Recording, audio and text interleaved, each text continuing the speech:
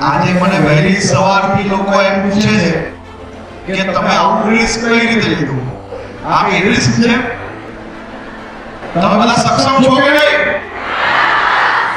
તમે એક એવા વડાપ્રધાનશ્રીની સુરક્ષા અને એવા કાર્યક્રમની વ્યવસ્થામાં જોડાયેલા છો કે જે વડાપ્રધાનશ્રીએ એમના મુખ્યમંત્રી કાળ દરમિયાન આપણા ગુજરાત પોલીસમાં સૌથી મોટો બદલાવનો નિર્ણય એ એમના શાસનની અંદર એમના સમયમાં ગુજરાતની અંદર લેવાયેલો નિર્ણય હતો, જેમાં પોલીસમાં મહિલાઓનું રિઝર્વેશન આપ્યું.